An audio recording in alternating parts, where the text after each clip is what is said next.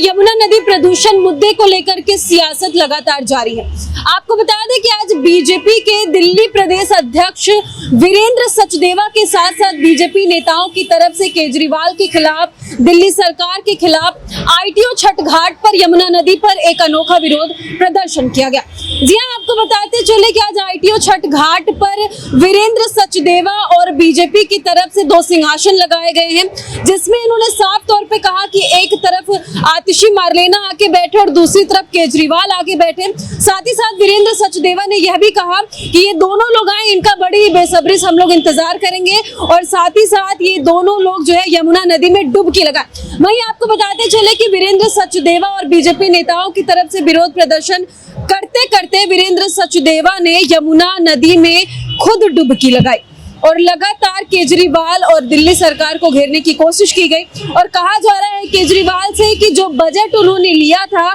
जो वादा किया था यमुना नदी को साफ करवाने का, आखिर उसकी जिम्मेदारी कौन लेगा और उसका हिसाब कौन देगा। आपको बताते चले कि वीरेंद्र सचदेवा ने आरोप लगाया है कि केजरीवाल आके यहाँ सिंहासन पे बैठे और लगातार बीजेपी ये चुनौती दे रही है आतिशी मारलेना और केजरीवाल को यमुना नदी के प्रदूषण को लेकर के,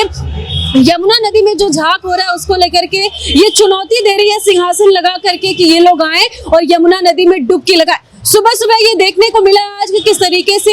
बीजेपी दिल्ली प्रदेश अध्यक्ष वीरेंद्र सचदेवा यमुना नदी में डुबकी लगाए हैं। साथ ही साथ बीजेपी नेताओं की तरफ से आईटीओ छठ घाट यमुना नदी के पास विरोध प्रदर्शन किया जा रहा है। साथ ही साथ दिल्ली सरकार से 85,000 करोड़ का जो हिसाब है वो मांगा जा रहा है और साथ ही साथ यह भी कहा जा रहा है कि केजरीवाल आके अपना वादा पूरा करे, क्योंकि आपको बताते चले कि केजरीवाल 2020 और 21 में छठ महापर्व से पहले कहे थे कि वो यमुना नदी को पूरी तरीके से साफ करवा देंगे। साथ ही साथ साफ करवाने के बाद वो खुद यमुना नदी में आके डुबकी लगाएंगे और केजरीवाल ने एक संगठन सेल का भी गठन किया था यमुना नदी के प्रदूषण को हटाने को लेकर के। तो अब आपको बताते चले कि लगातार यमुना नदी के प्रदूषण को लेकर के देश की राजधानी दिल्ली में जो आरोप प्रत्यारोप है वो लग रहा है और लगातार बीजेपी केजरीवाल को चुनौती दे रही है। वहीं कहीं ना कहीं आप सभी जानते हैं कि दिल्ली में किस तरीके से प्रदूषण रहता है, आसमान से लेकर पानी तक किस तरीके से दिल्ली प्रदूषित है। दिल्ली वासियों का सांस लेना मुश्किल हो जाता है,